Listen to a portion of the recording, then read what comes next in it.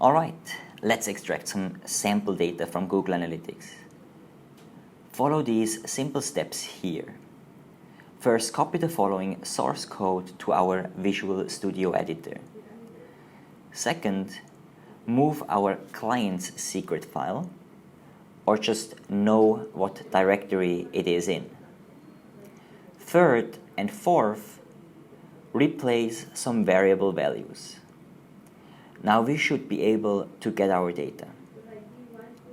You need to just click here to copy the Hello Analytics code, then change over to your Visual Studio Code and paste it. Save the file and give it a name, any name you'd like. I'm calling it ga-data-access.py. Don't forget the py, because the first time you will get a recommendation for a Python extension that will make it easier for you to code, because it will make your code more readable. Right in the beginning of this code, we have a title text. It is within triple double quotes. Then we have some libraries that we are importing. It is the build class from the API client library and the service account credentials from the OAuth2 client library. Now we have some variables that we need to define.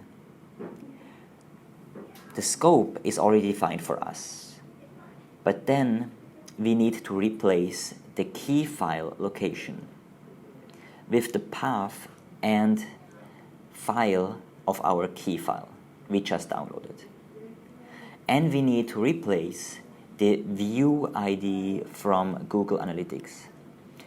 First, the key file is in our downloads folder. So add the path into the quotation marks. Open that folder and copy the file name and paste it at the end of the path. Add the .json extension, as that may not have been copied. Second, go to your Google Analytics account, go to View and View Settings.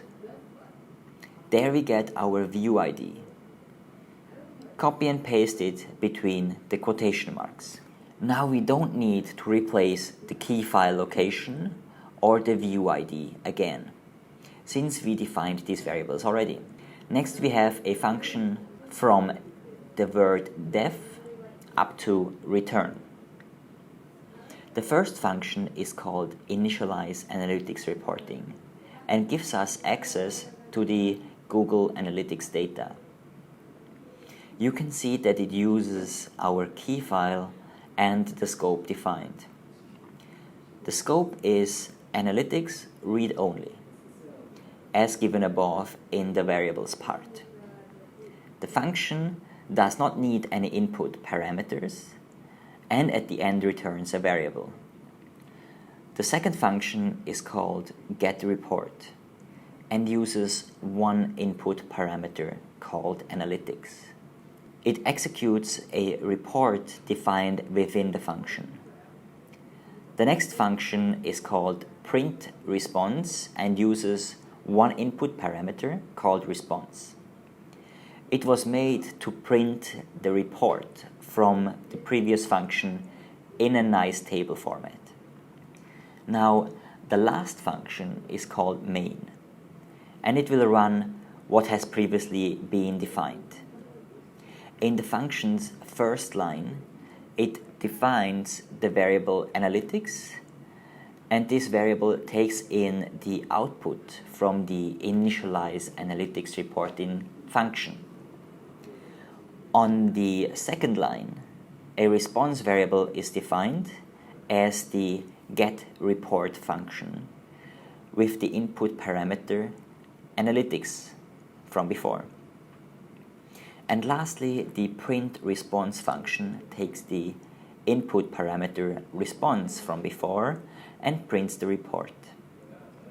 At the end of the code, the name main part means that the main function needs to be run. Hence, leave this part untouched. Let's open the terminal within Visual Studio. You can do this by tapping on Control or Command backquote. If you use a Windows, it's Control backquote. If you use a Mac, it's Command backquote. You should see the terminal on the bottom now. First, change the directory to where this Python file is located. For me, it's in the Documents directory. Let's run our file now. Type python3 space filename.py and press enter. This executes your file now. It will probably give us an error. The error is on line 64. It says syntax error. Missing parentheses in call to print. So we need to fix this by going to line 64 and adding parentheses to the print function. This is a Python 2 code snippet, and add parentheses to make this snippet Python 3 compatible. Do this to all print functions. Let's give it another try and execute our last command by pressing the upwards arrow to retrieve our last command. You can also delete our previous output with Control Command L. Now with our previous command, press enter. We get another error. This time it's a Google API error. When we requested access, we did not have sufficient permission. We need to give our service account Google Analytics access permission. This is a step we skipped previously. So go back to Google Analytics and open the account user management settings. Give at least read access to the email we are going to add. Get our service account email on the Google Developers Console and copy paste it into the Add Permission box. Click on Add and go back to our Visual Studio editor. Delete our output with Control Command L and execute our file again. This time we don't get an error and our file has been executed.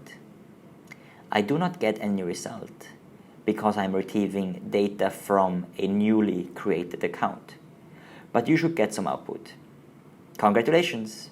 You have done your first API call to Google Analytics.